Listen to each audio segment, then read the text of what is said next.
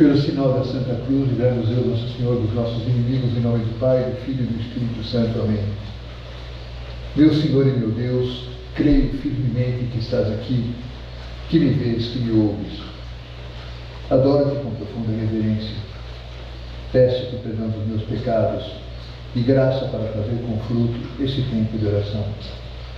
Minha Mãe Imaculada, São José, meu Pai e Senhor, meu anjo da guarda, intercedei por mim.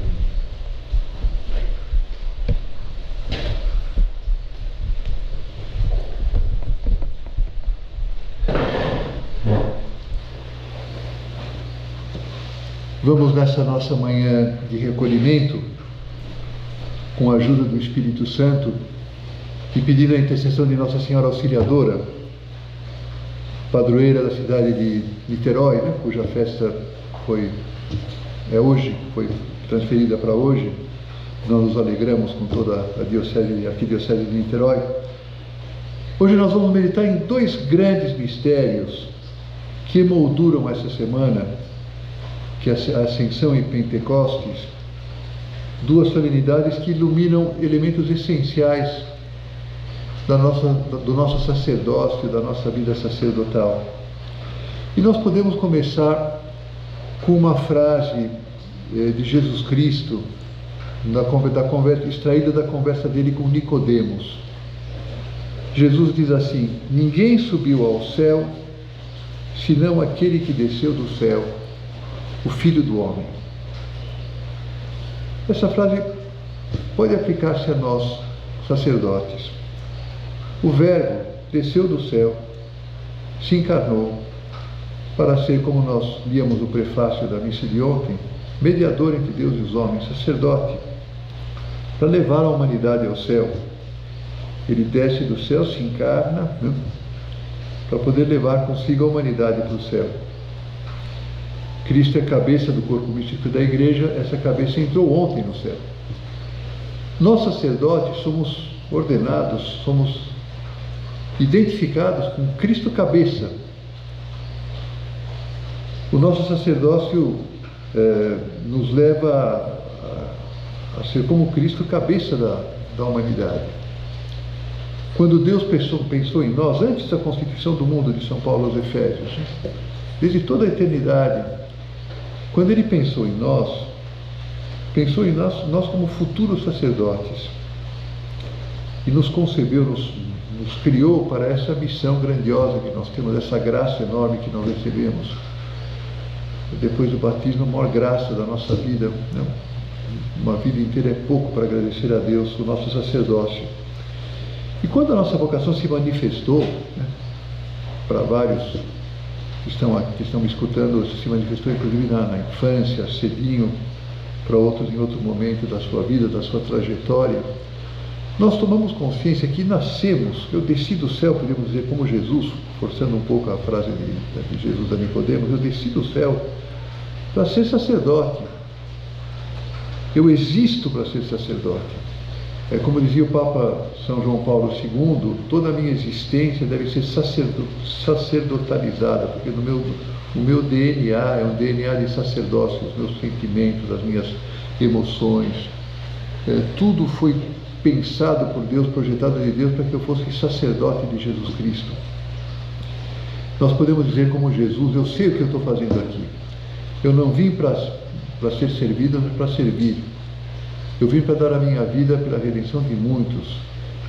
Podemos dizer como São Paulo, sentindo aquele comichão, que São Paulo sentia: ai de mim se não evangelizasse, eu nasci para isso, eu tenho que evangelizar, está dentro de mim.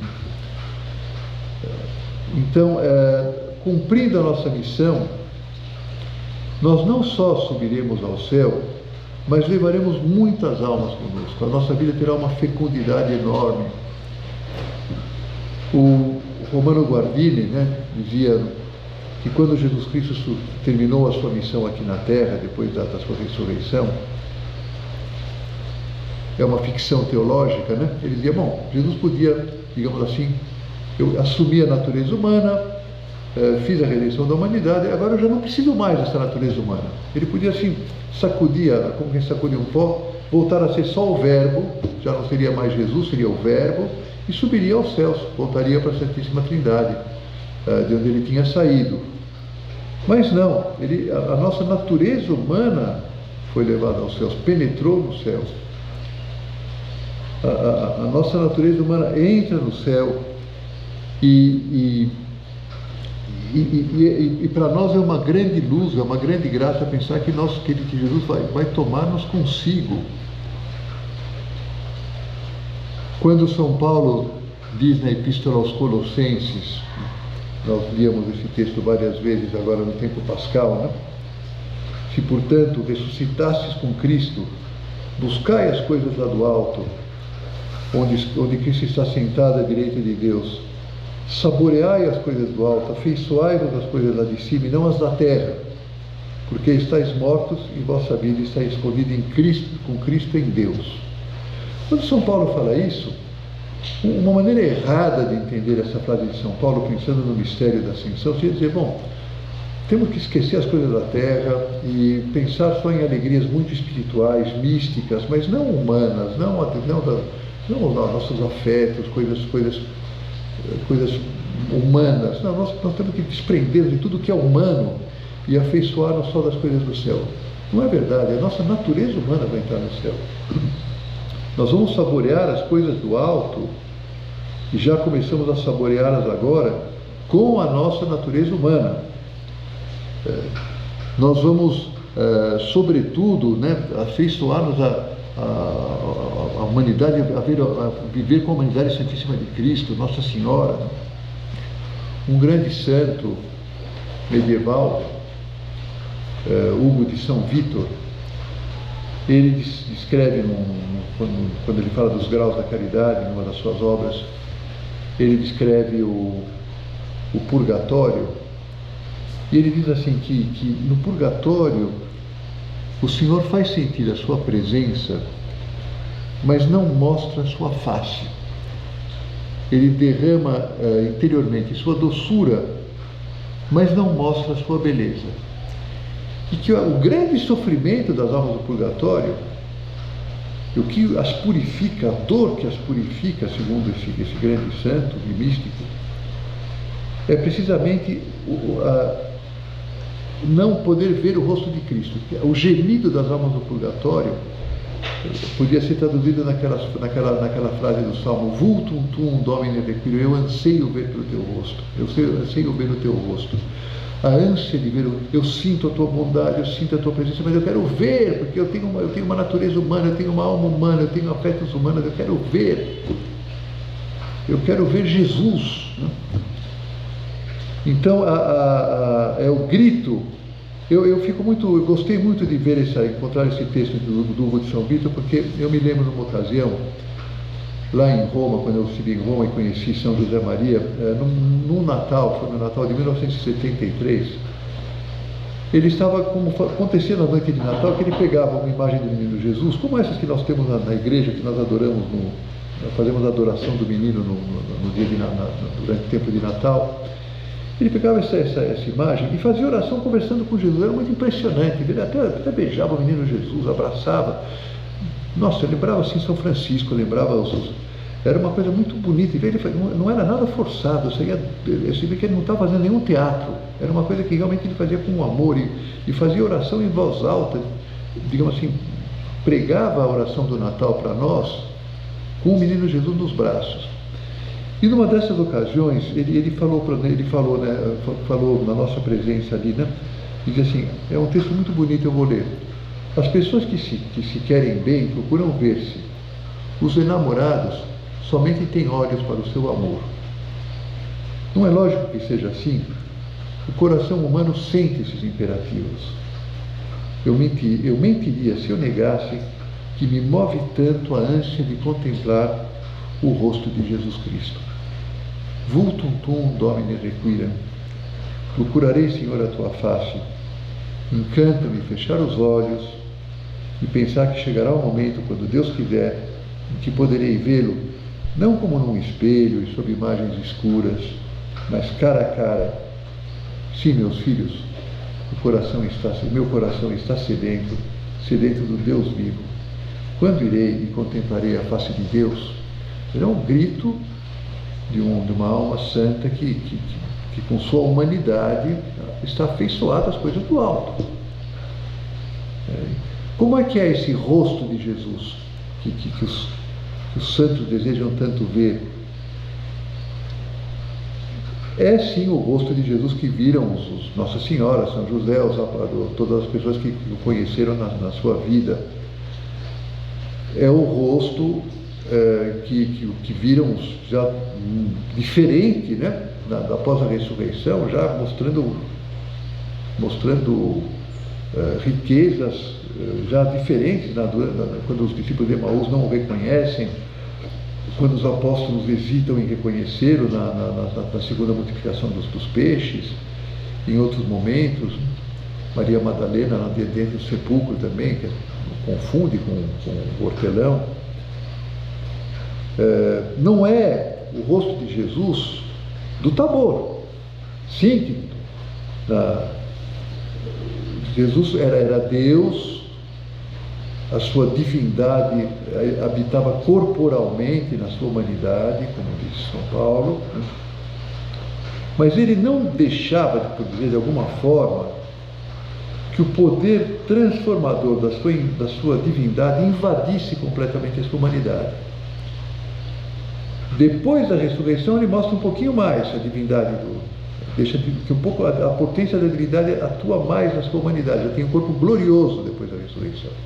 Ele entra pelas paredes, ele desaparece de repente lá em Emaús, ele aparece de repente. Tem qualidades que não tinha, que ele mostra, né? E no Tabor um pouco mais. Eles viram o rosto de Jesus, ficaram fascinados pelo rosto de Cristo. Mas ainda não é aquilo que vai ser no céu, aquilo que é o desejo dos santos. A humanidade de Cristo divinizada é descrita no Apocalipse, é uma descrição maravilhosa, que eu vou ler aqui agora, né? De São João, né? que eu tinha visto na vida pública, que eu tinha conhecido quando ele era adolescente, eu tinha visto ressuscitado, tinha visto no Tabor, né? Ele conta: vi alguém semelhante ao Filho do Homem, vestindo longa túnica até os pés, cingido o peito por um cinto de ouro. Tinha ele cabeça e cabelos brancos como lã cor de neve. Seus olhos eram como chamas de fogo. Seus pés se pareciam ao bronze fino encandecido na fornalha. Sua voz era como o ruído de muitas águas. Segurava na mão direita 7 estrelas, e sua boca saía uma espada afiada de 2 gumes. O seu rosto, aqui chegamos no rosto, se assemelhava ao céu quando brilha com toda a força. Ao vê-lo, caí como morto aos seus pés. Ele, porém, colocou sobre mim sua mão direita e disse: não temas, eu sou o primeiro e o último, e o que vive. Então é isso que eu quero ver, que nós ansiamos por ver. Toda a natureza humana foi divinizada, impregnada pela vida divina que é o Espírito Santo. Jesus é um homem completamente transformado. Isso a consideração desse mistério da ascensão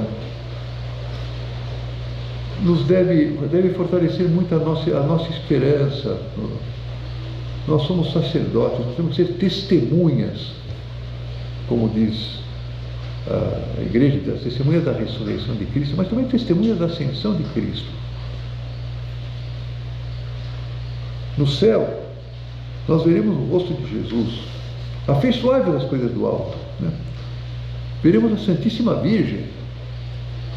Está rodando aí na internet, no YouTube, de um professor de Boston, de Harvard, que ele conta a sua conversão e há um momento que ele tem uma visão, não sabe bem se é um sonho, uma visão, que ele vê Nossa Senhora. Ele fica fascinado, sobretudo pela voz de Nossa Senhora. Mas podemos pensar no Dante Alighieri, né? No canto 34 do Paraíso, o Dante fala que a alegria de todos os santos era olhar para Nossa Senhora. Era a alegria do que espelhava no rosto de todos os santos, naquele círculo de santos e anjos, né? Todo mundo contemplando a Santíssima Virgem lá. O Dante faz a maior poesia dizem que é a maior poesia da história, né? Que nós até recitamos na liturgia das horas, na missa de Santa Maria em sábado, tem lá essa opção, a poesia do Dante lá no ofício das leituras e nas laudes, né? Mas a música, afeiçoada das coisas do alto. São Francisco de Assis, na Porciúncula, ele ouviu a música celestial. Ele ouviu a música celestial, ele dizia que ele faria penitência de muitos anos, centenas de anos de penitência, para ver um pouquinho mais daquela música. Então, era tão doce, invadiu a alma dele, invadiu o corpo dele, uma doçura assim. Isso é uma coisa celestial, é humana. Nós veremos os nossos parentes, as pessoas que nós amamos, e vai ser uma alegria enorme, essas coisas do alto também. O nosso corpo, nós teremos, entre os dons que nós teremos o dom da agilidade, como tinha a humanidade Santíssima de Cristo, estar em um lugar, um outro rapidamente. Teremos o dom da integridade, ou seja, nós vamos estar, nossa potência, nós vamos estar assim, cheios de vida, de vitalidade, né? Ninguém vai ter que usar óculos no céu, ninguém vai ter dorzinha nas costas, ninguém vai ter que fazer fisioterapia, Nossa, nós vamos olhar para cá e como é que eu aguentava aquele vale de lágrimas lá? Nossa, como é legal estar aqui nesse lugar. Isso me empolga, né? Esses são os dons que nós temos. Então, ontem nós víamos na liturgia das horas, no ofício das leituras, Santo Agostinho falando lá, se o Senhor subiu aos céus, ascendat cum illo cor nostrum, que o nosso coração também suba com ele. Que eu tenho os meus pensamentos lá, a virtude teologal da esperança, que nós temos que transmitir às pessoas, né? Nós somos feitos para outra vida, existe outra vida, nós somos feitos para algo mais do que isso que nós estamos vendo aqui. Nós temos que saborear antecipadamente as alegrias do céu, nós temos que escrever as alegrias do céu para as pessoas. E saber que nós somos mediadores entre Deus e os homens, temos pessoas que estão lembrando para todos que nós estamos feitos para entrar no céu. A nossa natureza humana foi feita para gozar na Santíssima Trindade. É uma ousadia pensar isso. Se não tivesse sido revelado, eu nunca me atreveria a dizer, né, que um bicho como nós foi feito para entrar dentro da Santíssima Trindade, como está lá Nossa Senhora com corpo e alma agora, né? E também Elias e Moisés, né? São José talvez, né? Possivelmente São José também. Então tudo isso, esse mistério nos dá uma enorme alegria, sacerdotal, hein? Como mediadores entre Deus e os homens. Na missa, né? Nós dizemos, a missa nós evocamos, né? A oração eucarística número 1, a sua morte, a sua paixão, ressurreição e sua gloriosa ascensão. Então nós oferecemos o sacrifício, né? Como memória da paixão, sabendo o ponto de resultado final da vida da humanidade, de toda a história. É a ascensão aos céus, é o gozo do céu, é participar da vitória de Cristo. Ao mesmo tempo, o mistério da ascensão tem uma outra dimensão muito, muito importante também, que nos dá uma enorme segurança, né? Na ascensão, Jesus é entronizado, isso é a ascensão, a entronização de Jesus à direita do Pai com todo o poder sobre o céu e sobre a terra. Ele tem o mesmo poder do Pai, já tinha como verbo, né, que era igual ao Pai, mas agora ele é menor que o Pai, agora a humanidade dele é entronizada. Enquanto o verbo eterno, sim, ele tinha o poder, mas agora o verbo, enquanto homem, recebe o poder sobre toda a humanidade. O prefácio da Ascensão diz assim: vencendo o pecado e a morte, vosso Filho, Jesus, Rei da Glória, subiu aos céus, entre os anjos maravilhados, ao mais alto dos céus. Tornou-se mediador entre vós, Deus, nosso Pai, e a humanidade redimida.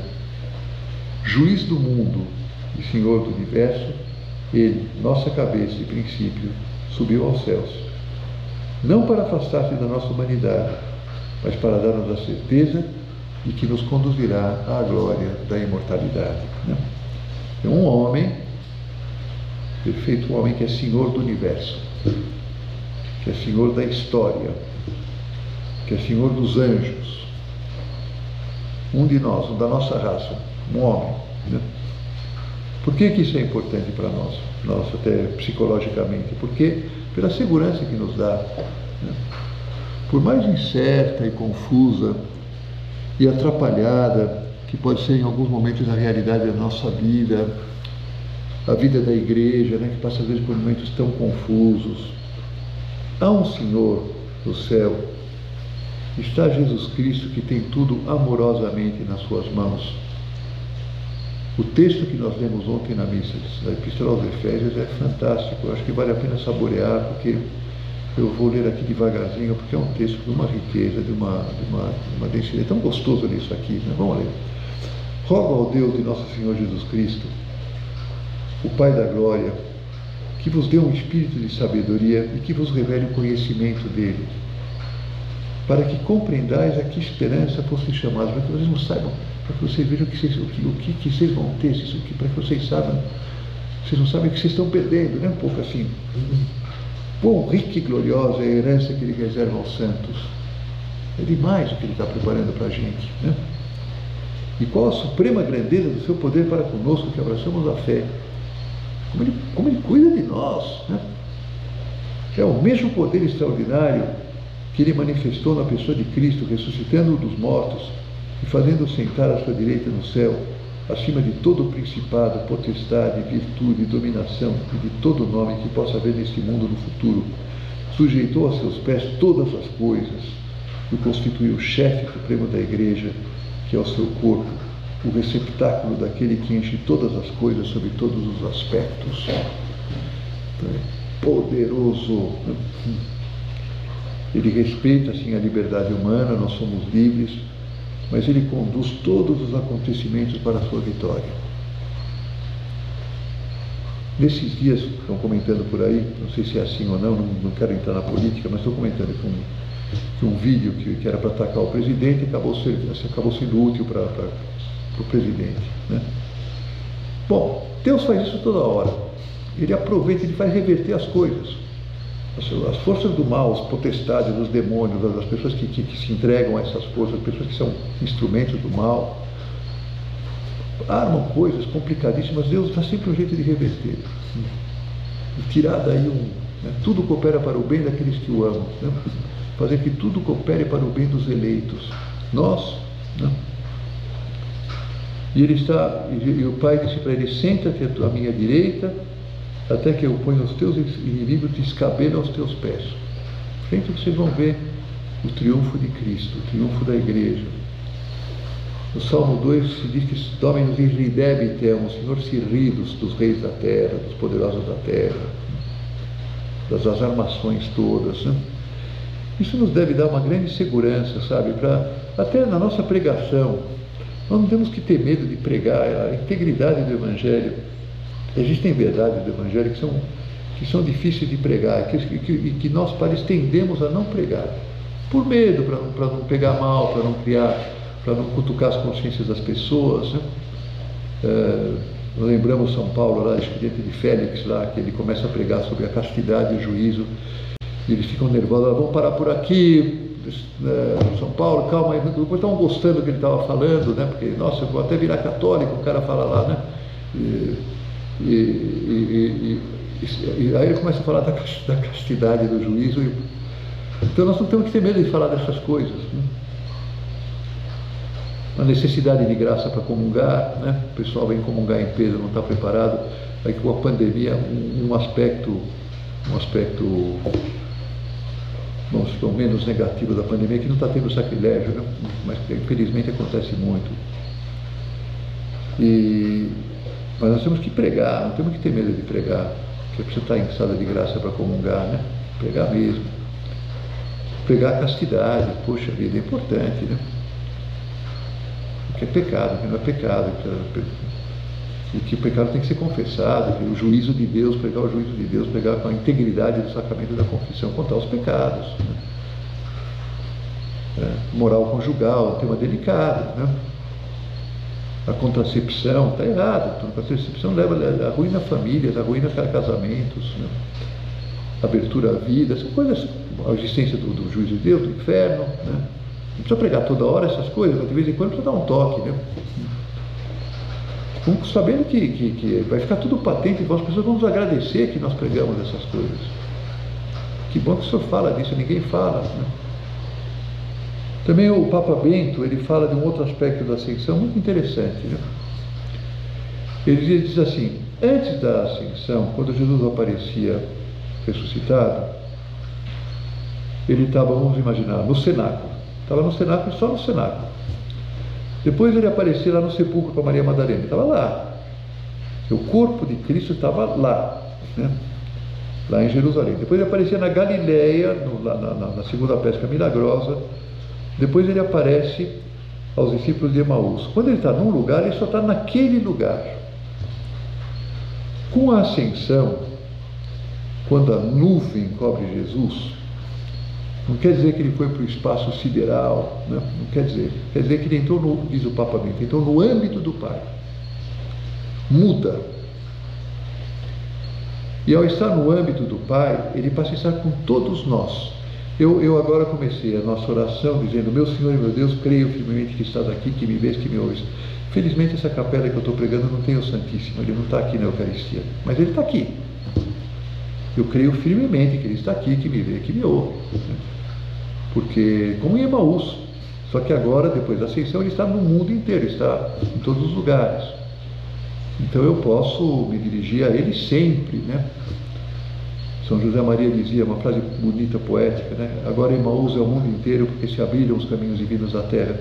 Assim como Jesus sai ao encontro dos discípulos em Emaús e começa a puxar a conversa com eles, eles nem sabem que é Jesus, ele está ao nome. Eu estou dirigindo o carro, ele está ao meu lado, eu estou em casa, ele está ao meu lado, ele está sempre comigo, até o meu anjo da guarda está sempre comigo, Jesus ressuscitado está sempre ao meu lado, Nossa Senhora está sempre comigo também, né? Também está no âmbito do Pai.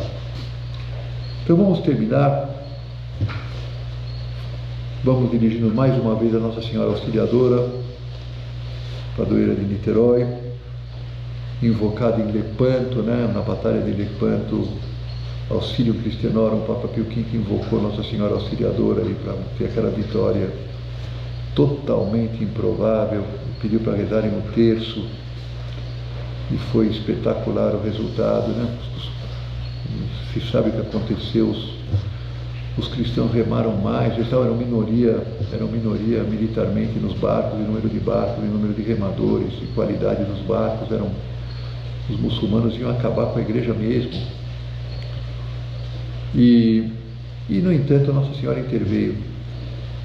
Vamos rezar o texto bem, o texto termina sempre no Glória. Ao rezar o Glória, nós vemos, a cada dezena, Nossa Senhora nos leva ao Glória. Glória ao Pai, ao Filho e ao Espírito Santo. Onde ela está, onde nós queremos estar, e onde nós pedimos a ela que nos ajude a viver intensamente esses mistérios da Ascensão e de Pentecostes que nós com frequência evocamos ao rezar o texto, né? Nós contemplamos esses mistérios, são essenciais para a nossa vida e para o nosso sacerdócio.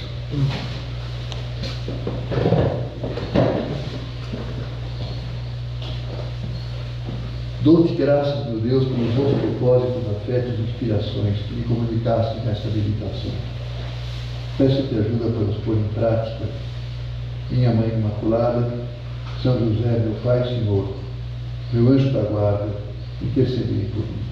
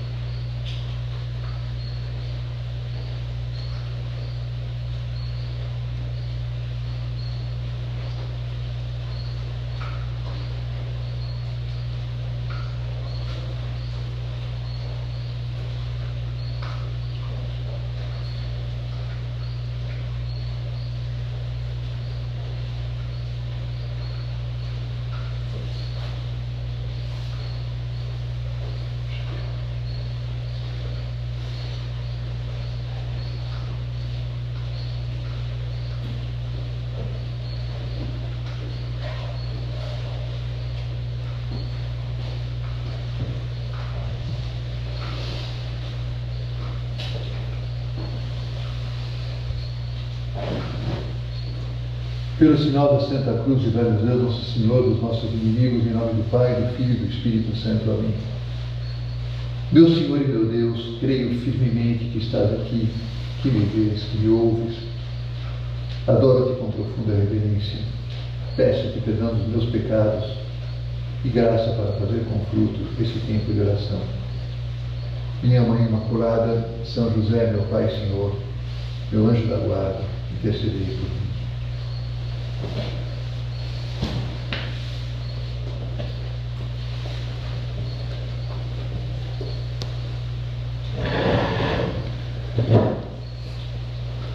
Nessa segunda meditação, nós vamos nos concentrar na preparação dessa grande solenidade do próximo domingo, a festa de Pentecostes.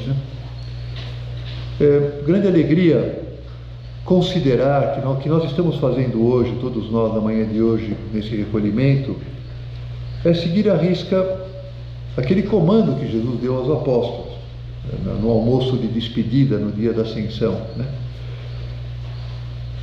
lemos os Atos ontem, comendo com eles, ordenou-lhes, olha o verbo, ordenou-lhes, que não se afastassem de Jerusalém, mas que esperassem o cumprimento da promessa do Pai que ouvistes. Disse ele, da minha boca, porque João batizou na água, mas vós sereis batizados no Espírito Santo daqui a poucos dias. E os apóstolos obedecem à risca, talvez tenham comunicado a Nossa Senhora esse comando de Jesus, convocaram os discípulos, foram também as mulheres ao cenáculo, foram lá 120 pessoas, e aquilo vai ser como que o primeiro retiro da história da igreja. Voltaram eles para Jerusalém, do monte chamado das Oliveiras. Tendo entrado no cenáculo, subiram ao quarto de cima, onde costumavam permanecer. Aí narra os apóstolos que estavam lá. Todos eles perseveravam unanimemente na oração, juntamente com as mulheres e Maria, a mãe de Jesus, e os seus irmãos, com Maria, a mãe de Jesus. A presença de Nossa Senhora devia marcar um tom de recolhimento. Ela, melhor do que ninguém, sabia o que estava para acontecer. Ela que trouxe o Verbo, a segunda pessoa da Santíssima Trindade, agora está lá presidindo, não hierarquicamente, porque quem preside é o Papa, São Pedro, mas ela está presidindo moralmente, o centro do cenáculo. Ela está com a sua oração, impetrando a vinda do Espírito Santo. E todos os apóstolos de São Pedro, e todos os apóstolos de todas as pessoas se unem a essa oração de Maria, para que se precipite, para que aconteça aquilo que Jesus falou, que nós fossem revestidos da força do alto, batizados no Espírito Santo. E Jesus expunha aos apóstolos que valia a pena, quer dizer, que a paixão, que o sofrimento dele, a paixão era necessário para que ele entrasse na sua glória. Se pode dizer que o Espírito Santo é o grande fruto da paixão de Cristo. Vários padres da igreja dizem que quando São João diz, que ele dando um forte brado expirou, esse expirar não quer dizer que ele está exalando a sua alma, mas que ele está enviando o Espírito Santo, que é o fruto da sua paixão. O Papa São João Paulo II, na Epístola Dominum Vivificante, ele menciona isso. Jesus expunha aos apóstolos que valia a pena passar pela paixão. Ele tinha aquele anseio, fogo vim trazer à terra, que quero senão que ele se ateie. Era o fogo do Espírito Santo. Com o batismo eu devo ser batizado.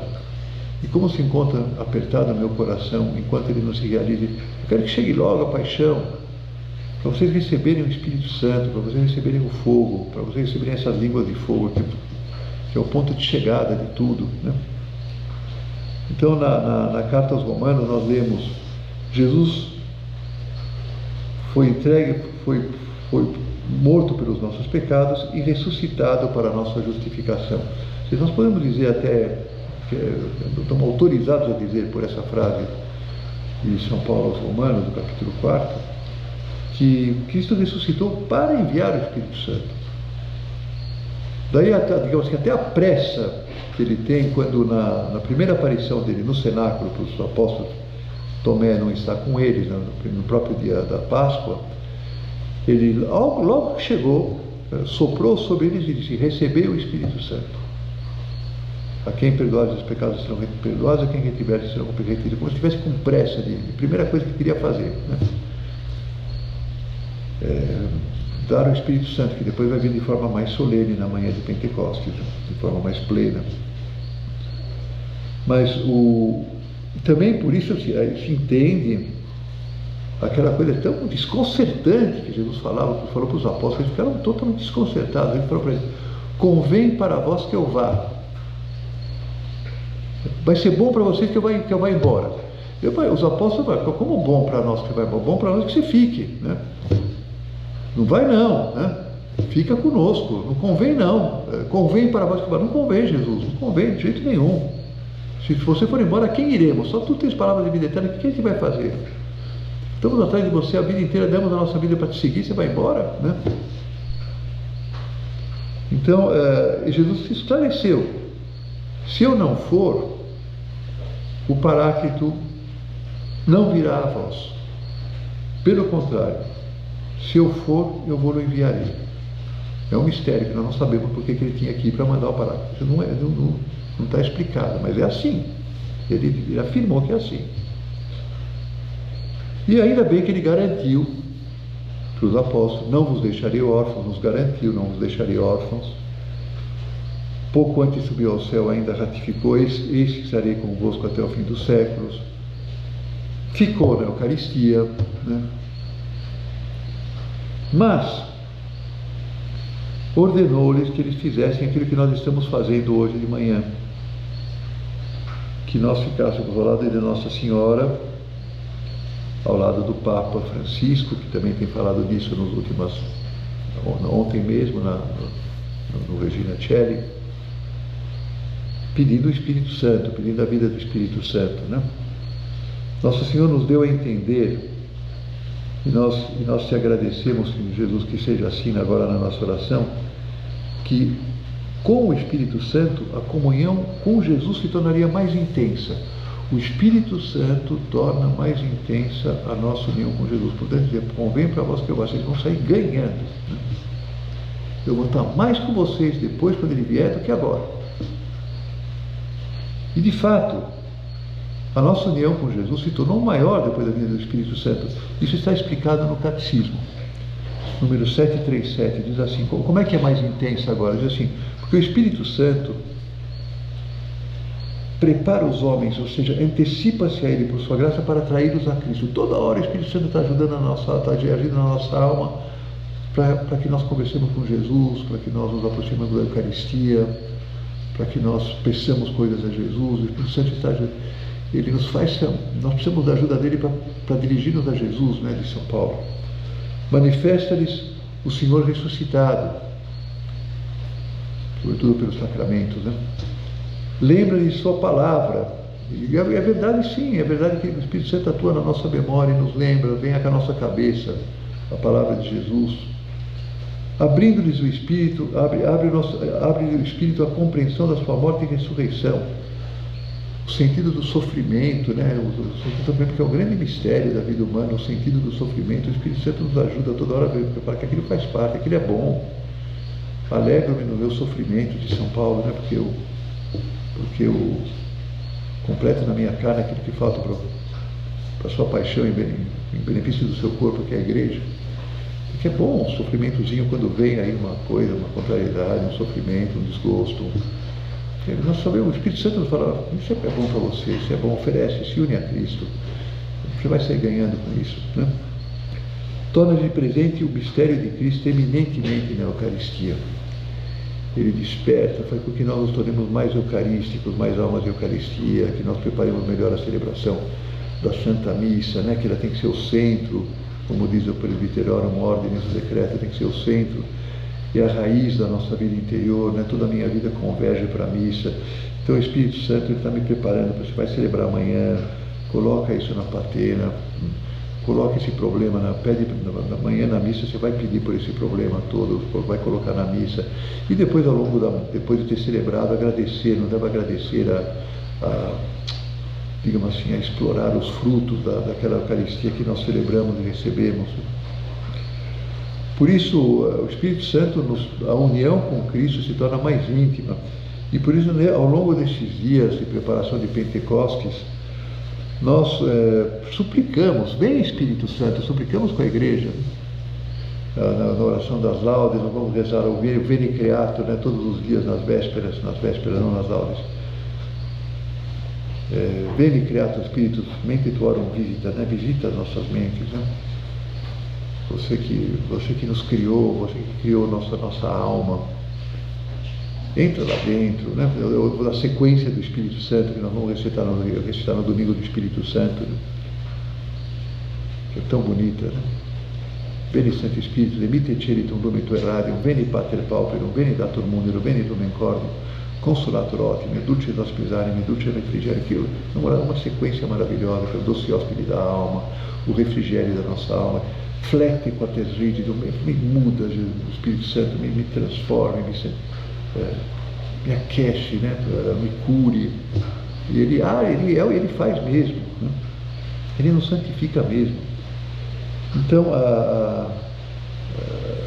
nós pedimos, para quê? Porque nós somos sacerdotes, e é pelos nossos sacerdócios que o Espírito Santo vai chegar a todas as pessoas, que nós vamos renovar a face da terra. A igreja acontece através dos padres, senão não acontece a igreja. Foi agora tão comentado isso a raiz do sínodo da Amazônia, né? Porque a necessidade de sacerdotes, cara, nós fazemos falta mesmo, sem padre não dá, né? Mas o caminho não era como viviam vários e pressionaram o Papa, e graças a Deus o Espírito Santo agiu aí no documento, o Papa não caiu nessa não, né? Não é ordenar homens casados, como bem explicou o Cardeal Sará e o Papa Bento naquele livrinho que eles publicaram, né? Que o dia já anoitece, fica conosco que o dia já anoitece. A igreja precisa dos padres, precisa do celibato sacerdotal, precisa de nossa entrega plena para chegar às pessoas. E o Espírito Santo é quem nos santifica, é pelo Espírito Santo, pelo sacerdote que a igreja vai transformar o mundo inteiro. Eu acho que todo mundo já escutou aquela historinha, aquela ficção, né, que foi inventada, parece que pelo cardeal Etchegaray. Acho que é interessante lembrar. É uma ficção que ele imagina que quando Jesus está subindo aos céus, que Jesus está subindo aos céus e já sai da esfera terrestre, já está lá no espaço sideral, ele está lá em cima, já sumiu já da galáxia, já está subindo lá. E aí ele encontra com São Miguel que vinha descendo, né? E São Miguel fala para ele: puxa, Jesus, está indo embora já da Terra? Acabou já? E Jesus fala: acabou, minha missão lá acabou, agora eu vou mandar o Espírito Santo. Mas eu estou olhando para a Terra, não aconteceu nada, não mudou nada, está todo mundo pecando direto, aquela corrupção toda, o templo continua com aquelas coisas, aquela bandalheira toda na política, está tudo mal, pecado direto, todos os comandos aí pecando à torta e à direita, todo mundo, aí, cadê a redenção, cadê? E eu estou vendo tudo escuro lá ainda, e Jesus fala: olha direito aí, Miguel, olha direito para a Terra. Então, está vendo lá em Jerusalém, lá uns pontinhos, estou vendo agora, estou vendo um pontinho, está vendo um pontinho luminoso lá, depois ao redor uns pontinhos, olha, aquilo lá é minha mãe, e aqueles pontinhos lá são os meus apóstolos. E eu tenho um projeto. Aí acaba a conversa dele com São Miguel.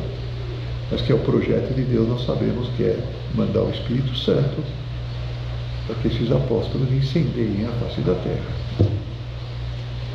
E se multipliquem e aconteça como São Paulo, que levou a igreja para tudo que é canto, né?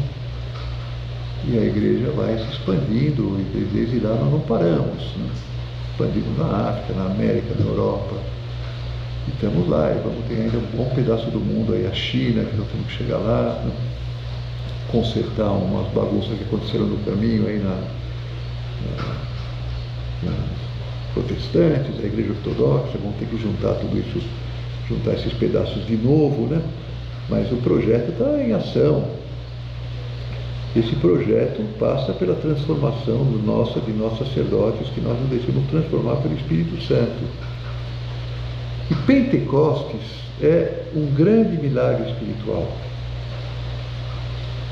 O Pentecostes é um milagre da santificação instantânea dos apóstolos e daquelas 120 pessoas que estavam no cenáculo. Foi uma ação forte, excepcional do Espírito Santo. Vejam, vamos imaginar que aquelas línguas de fogo chegaram lá às 9 horas, né? Então, às 8h59, eles eram os mesmos de sempre, aquele São Pedro covarde, aquele São Tomé emocional pra caramba, aquelas mulheres um pouco apavoradas, eu só posso ver que se fechavam no cenáculo por medo, ignorantes, sem estudo. 9:00, eles recebem aquelas línguas de fogo e são outras pessoas. Eles recebem os 7 dons do Espírito Santo, recebem os frutos do Espírito Santo, caridade, paz, bondade e paciência. Eles têm o dom de ciência, o dom do entendimento. Por obra do Espírito Santo, aquelas pessoas são transformadas, os covardes se tornam valentes, os incrédulos cheios de fé, os ignorantes se tornam sábios. O discurso de São Pedro foi a maior homilia da história, tirando o discurso de Jesus, logicamente, que Jesus falava, as pessoas ficavam suspensas, esqueciam até de comer, e ele tinha que ficar mandando embora, porque senão iam morrer de fome, iam desmaiar.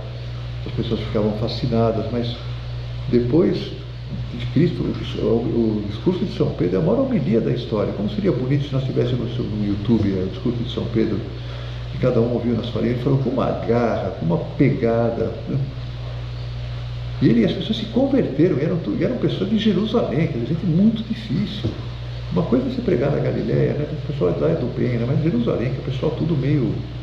Tinha crucificado Jesus, todo mundo envolvido lá com o templo, com os fariseus, no meio, coisa política no meio, dinheiro no meio. O Cristo havia hostilidade, havia hostilidade a João Batista e havia hostilidade a Cristo também em Jerusalém. E aqueles caras se converteram, até sacerdotes se converteram do templo, né? Então, pessoas que tinham gritado, que tinham estado lá 50 dias antes gritando pela crucifica, alguns daqueles se converteram.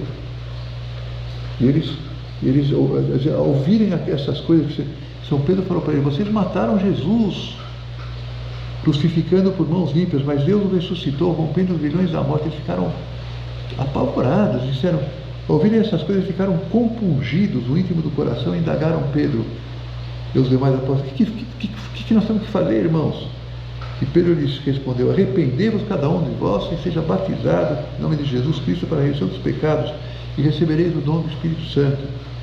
E ainda com muitas outras palavras exortavam, dizendo: salvai-vos dessa geração, para vocês têm que mudar de vida, vocês têm que se converter mesmo, né?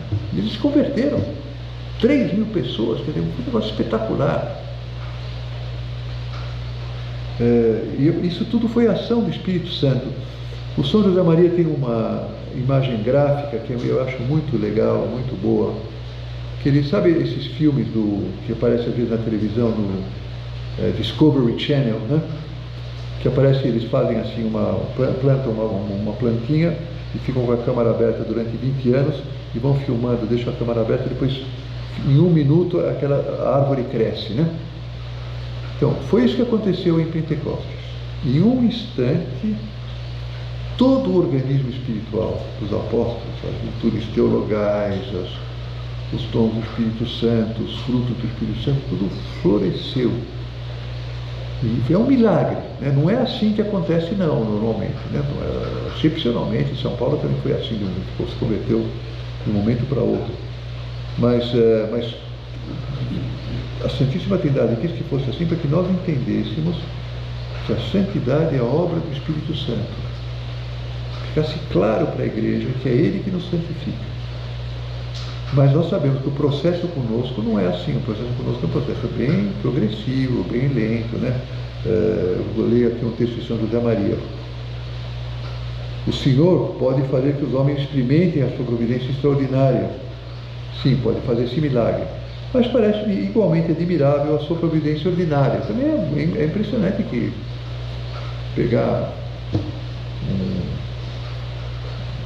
menino que era também que não tinha nenhuma infiltração espiritual, que de repente passam os anos e transforma nos maiores centros da igreja, né?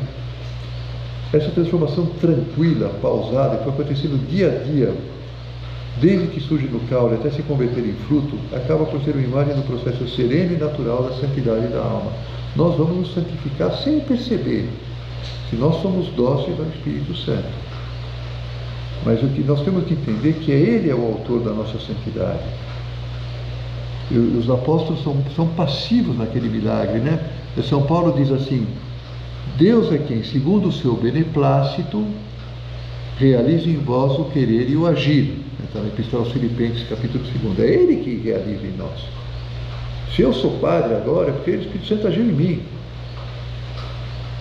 E se eu estou empolgado com o meu sacerdócio, estou feliz, tenho um gosto de celebrar a Santa Missa, tenho um gosto de pregar, tenho um gosto de ser padre, feliz por ser padre, é porque Ele atua em mim, porque eu, por mim, eu estaria atrapalhado, muito atrapalhado na vida, não sei o que teria sido de mim sem a minha vocação.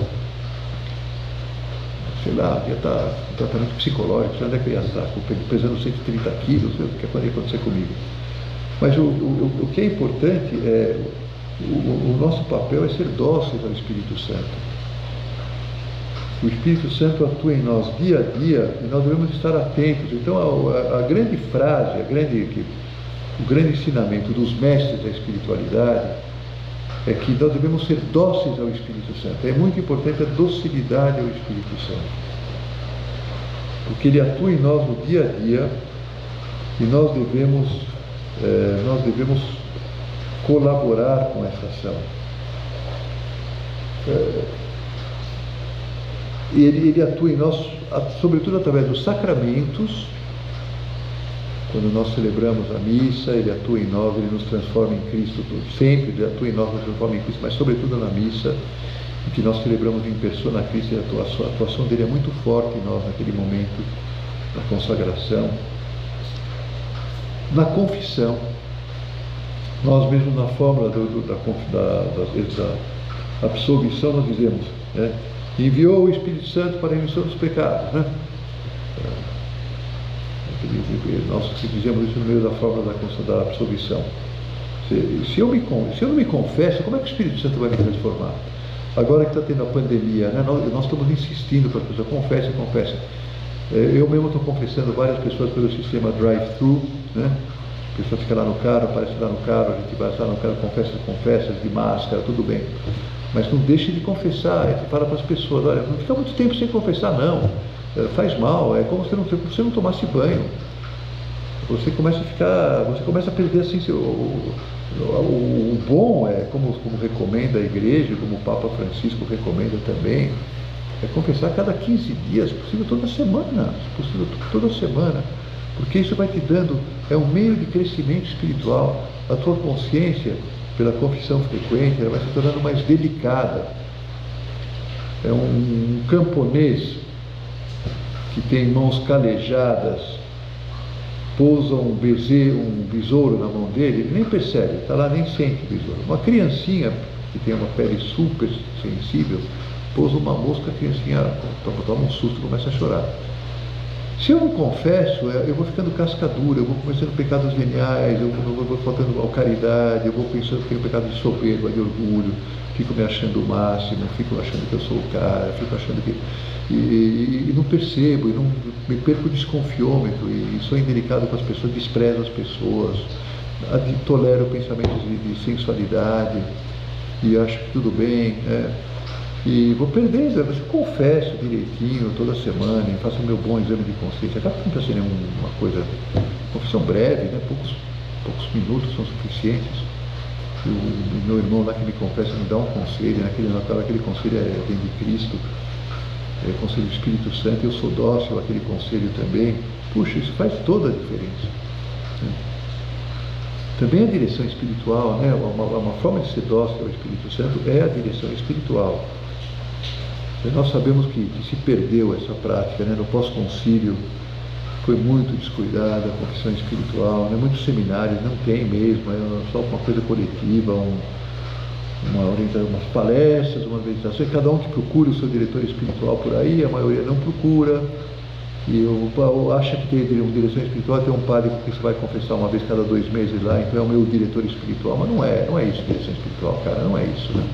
Direção espiritual é um compromisso de alguém que ajude mesmo na vida de oração, te ajude a fazer oração, te ajude a lutar contra os teus defeitos, a identificar os teus defeitos, a ter um exame particular, né, que se chama um ponto de luta, que te anima, e te cobra, que sugere leituras, sugere textos de oração, que dá um puxão de orelha, dá um cutucão, coisa desse. Nós todos nós precisamos ser cutucados.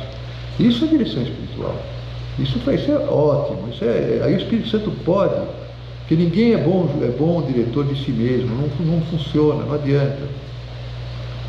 Então a docilidade ao Espírito Santo está no sacramento, está na direção espiritual. Mas não é só a docilidade. Para que o Espírito Santo te transforme, é preciso também ter vida de oração. Ou seja, a prática da oração mental, não basta só a liturgia das horas. Você tem que fazer o que Jesus falou, o que ele fazia. Jesus se acordava de madrugada, ia fazer oração, sumia, e São Pedro tinha que buscar, cadê Jesus? Todo mundo procurando, ele se escondia para fazer oração. E depois, no fim do dia, à noite, ele subia para o monte, às vezes, o céu estrelado, e lá ele falava com o pai dele. E era tão forte a oração de Jesus que os apóstolos ficaram tão fascinados. Eles queriam, ensina a gente a rezar do jeito que você reza.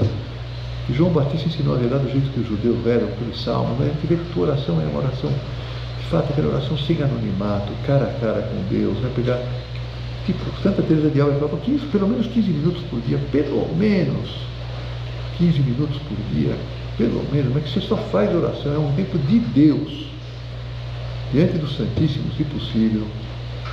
Você vai lá, se ajoelha lá, e você leva o Evangelho, leva um livro de meditação. Se tem muita coisa para conversar com Deus, tantos textos bonitos que a gente tem no próprio celular, medita, você faz oração. Foi fazendo oração que em Jope, que São Pedro teve a luz, nos Atos dos Apóstolos, que nós estamos lendo nesses dias e vamos continuar lendo agora depois da festa de Pentecostes, vamos retomar a leitura. É bom ler os Atos dos Apóstolos, sempre é bom. É o Espírito Santo quem comanda, né? O grande protagonista dos Atos dos Apóstolos é ele, mas ele, muitas vezes, durante a oração, separem Paulo e Barnabé, vão para lá. O Espírito Santo proibiu deles irem para Frígia, não sei para onde eles iam. O Espírito Santo aparece para São Pedro, São Pedro vai fazer oração no terraço e se isola para fazer oração, que é o que nós temos que fazer, se escondeu um pouco para fazer oração, e lá ele viu aquela toalha que desceu com os animais, e foi impressionante. É durante a oração que o Espírito Santo nos ilumina, também durante a Lectio Divina, né? A leitura do Evangelho, uma leitura do Evangelho do Novo Testamento, né? Aquela leitura pausada, meditada, né? Saboreada, ali o Espírito Santo ilumina, essas frases nos atingem, se iluminam para nós. O Espírito Santo ele fala muito através da Escritura. A palavra explode, né? A palavra explode, como Nossa Senhora que dava voltas às palavras, meditando no seu coração. É aí que o Espírito Santo atua. E também o Espírito Santo, dizíamos, para terminar, eu termino um último ponto da nossa oração, pela paixão. O Espírito Santo é fruto da paixão, né? Então tem que haver na nossa vida, para que nós sejamos dóceis ao Espírito Santo, tem que haver um pouco luta contra o homem velho, luta contra a visão humana, e precisa ter um pouco de, aliás, mortificação, né? Que não precisam ser grandes mortificações, mas elas têm que estar sempre presentes, pequenas mortificações, né? Que as coisas mesmo, as coisas que as pessoas mais reclamam de nós, essas são as coisas que nós temos que mortificar. Porque o campo da ordem é um grande campo, né? Agora na pandemia, como é que está o teu quarto, como é que está o teu armário, como é que está o livro tombo da paróquia, como é que está a sacristia, como é que ela está em ordem, aquilo lá, a ordem ajuda muito. ordenar as coisas, jogar fora coisas velhas, jogar tralha fora, ter poucas coisas, as próprias gavetas do teu armário, os teus livros, né? Ter o teu quarto em ordem, as coisas em ordem, um horário, viver bem a ordem do horário, a sequência, programação dos dias, né? Ter hora de acordar, hora de dormir, né? Sobretudo, um grande campo de mortificação, nós sabemos, é o celular. E você dominar a curiosidade, dominar mesmo, porque aquilo vira uma espécie de coisa compulsiva e faz mal para nós, você fica disperso, você perde a presença de Deus por usar sem autodomínio o celular. Eu não vou usar, agora tem que estar a missa, falta uma hora para a missa, eu não vou me focar, estar focado mais na missa, eu não vou ficar lendo, assistindo. E também saber, olha, cada vez que aparece uma mensagem, rezar pela pessoa que manda a mensagem, tem uma coisa sobrenatural. Eu não vou abrir uma mensagem sem rezar pela pessoa, sem antes rezar pela pessoa que me mandou a mensagem. Não é fácil isso. Eu tento fazer, muitas vezes não consigo. Mas pelo menos vamos tentar, né? Mas também, quer dizer, não ficar vendo qualquer bobagem no celular, né? Bom, já não digamos, coisas que são até pecado, né? Se eu luto no lícito, até mesmo notícia, todo mundo está fazendo live no celular, você começa a ver a live de todo mundo, eu não faço outra coisa, é melhor ler, estudar e depois assista alguma coisa assim, alguma coisa mais interessante, sempre tem. Eu mesmo vejo lives, né? Política, a gente fica ligado na política, quer saber o que aconteceu, cada dia tem uma surpresa no Brasil. Mas vamos ser austeros, olha, eu não vou ler agora, depois mais tempo, primeiro agora vou rezar meu breviário, vou rezar, depois eu vejo, depois eu vou fazer a minha ação de graças da missa, depois acabou a missa, eu não vou ligar essa porcaria aqui não. Então, depois mortificações na comida, hein? Pequenas mortificações. No Dom Álvaro, Beato Álvaro, ele fazia uma mortificação, parece uma bobagem, mas ele não punha sal no ovo. É uma pequena mortificação, mas custa, hein? Você não põe sal na tua omelete, no teu ovo frito, no teu ovo mexido, né? Perde a graça o ovo. Mas se oferece para aquilo para Deus. Se une a Jesus, oferece uma pequena mortificação, faz um bem enorme. Agradam a Deus. Se nós fazemos pequenas mortificações, o Espírito Santo ele atua muito mais em nós. Vamos terminar, né? Mas intensificar também o trato com Nossa Senhora, que ela está no cenáculo, portanto ela é a grande figura desses dias. A ela nós nos dirigimos, né? Nossa Senhora Auxiliadora, mês de maio, acho que foi São Francisco de Assis, que foi a primeira pessoa que disse que Nossa Senhora era mãe, filha, mãe, esposa de Deus. Filha de Deus Pai, mãe de Deus Filho, esposa de Deus Espírito Santo. E é uma grande consideração essa que fez São Francisco, porque realmente Nossa Senhora está muito metida no mistério da Santíssima Trindade, muito envolvida no mistério da Santíssima Trindade, onde nós também queremos estar. E ela é esposa do Espírito Santo, ela foi concebida pelo Espírito Santo, a sombra do Espírito Santo. E ela nos ajudará rezando o terço, né? Não sei quando chega no glória do terço, falávamos antes, né? Mas o Papa Francisco mesmo pedia ontem, acho que foi ontem ou no outro domingo, Regina Celli, que nós pedir a Nossa Senhora que nos ajude a escutar a palavra de Deus e acolher o dom do Espírito Santo.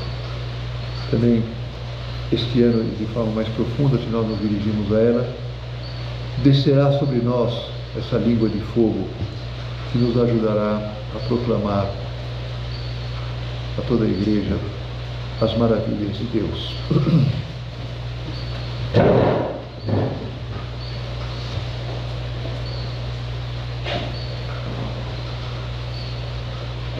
Dou-te graças, meu Deus, pelos bons propósitos, afetos e inspirações que me comunicaste nesta meditação. Peço-te ajuda para os pôr em prática. Minha Mãe Imaculada, São José, meu Pai e Senhor, o anjo da guarda, intercedei por mim.